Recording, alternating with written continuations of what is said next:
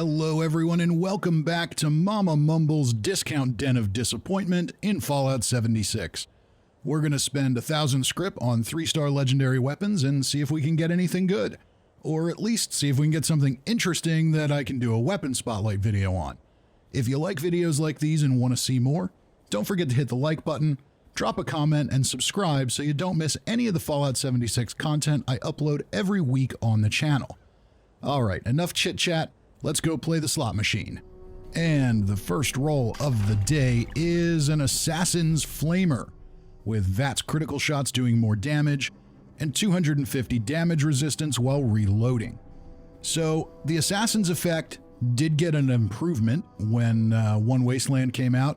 It now does apply to human NPCs, which is nice, but unfortunately, it's still pretty useless. Your human NPC enemies are usually pretty squishy, so honestly, you don't really need any extra damage against them. This is more just to make it somewhat useful, which I guess it is. You're probably not going to use this weapon in VATS, so VATS critical shots doing more damage is kind of pointless. And 250 damage resistance while reloading, well, I guess that's fine, but as far as flamers go, they're big, they're heavy. Once you put some attachments on them, they're even heavier. So probably not one that anybody's going to get a whole lot of use out of. Let's see where we go from there. We've got a Ghoul Slayer's 44 pistol with damage while aiming and extra perception. So this is another one of those situational effects. 30% more damage is better than 10%, so that's good. But ghouls, again, pretty squishy, so don't know how useful this is going to be. Maybe as sort of a sidearm or something just to use for fun if you're not built for it, but you want to go farm the White Spring. The advantage the pistols have, of course, is that they're not very heavy, so you can keep one around and it's not too big of a deal, but overall, situational effect, not really what anybody's going to be going for. If you're building for pistols, then this is definitely not the effect you're going to be looking for. So with that, let's move on. And next up, we've got a Mutant's M79 grenade launcher with VATS critical shots, again doing more damage, and 15% faster reload. So the Mutant's effect, it's a net positive effect, which is good. You're going to get 10% more damage if you're mutated, and let's face it, almost everyone is mutated. There's going to be somebody who pipes up somewhere that says, I'm not mutated, but you know, you're by far the exception to the rule. Most people are, so it's basically 10% more damage for doing nothing, which is useful, if not supremely desirable. But again, VATS critical shots, not probably what you're doing with a weapon like this.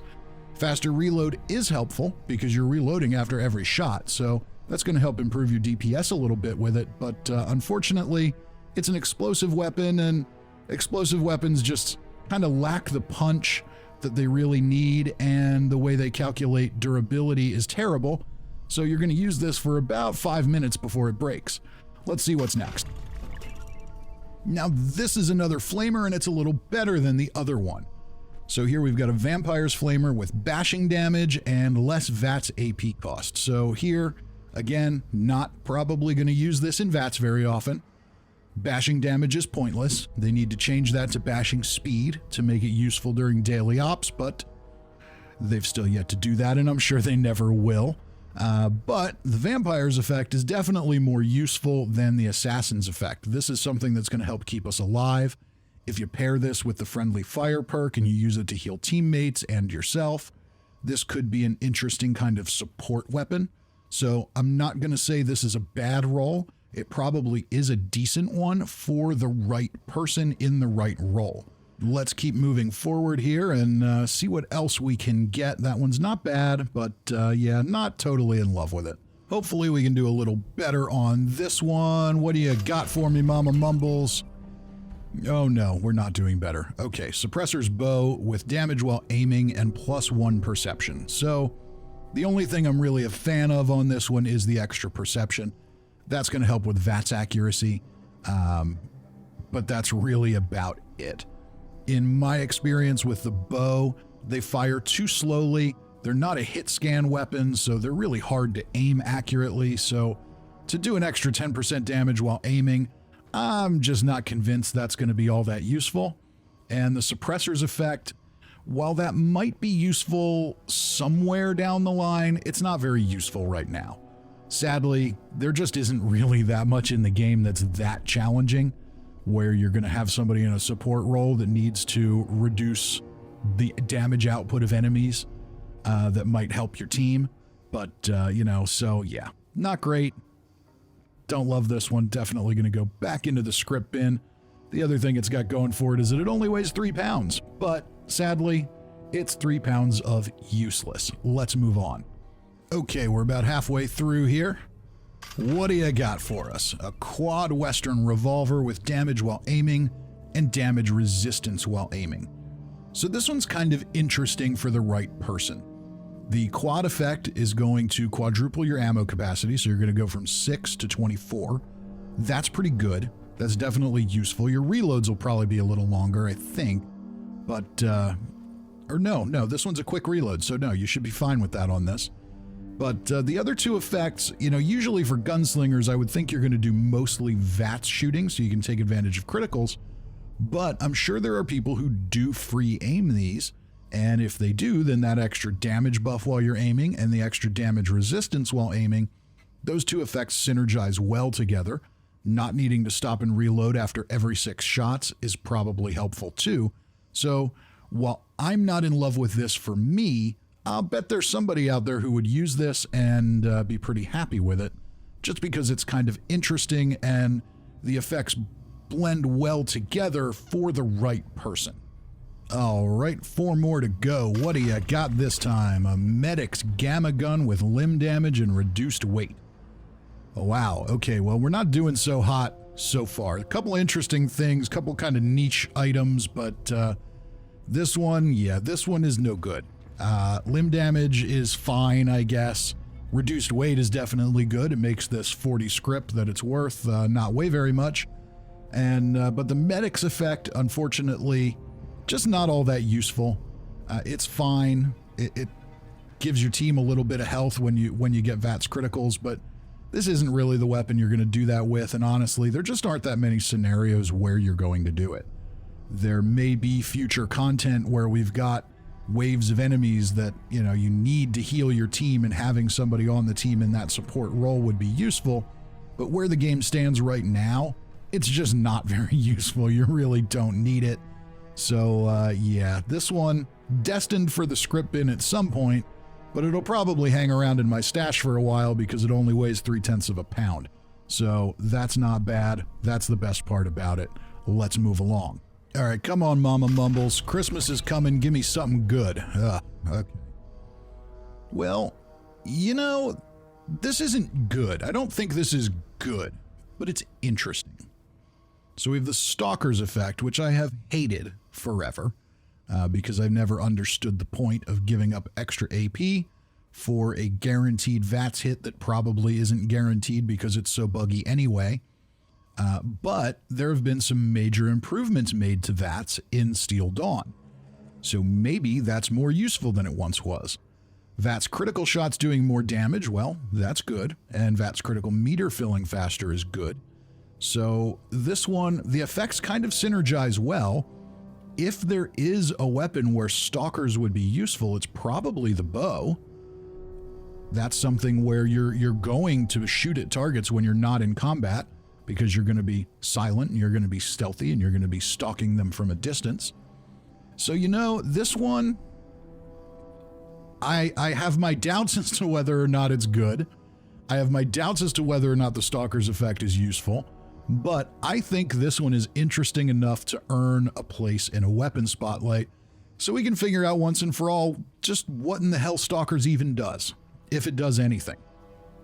It's been a while since I tried one.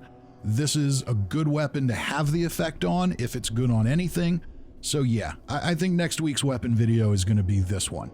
Yeah, so we know what it does. VATS critical shots doing more damage is good.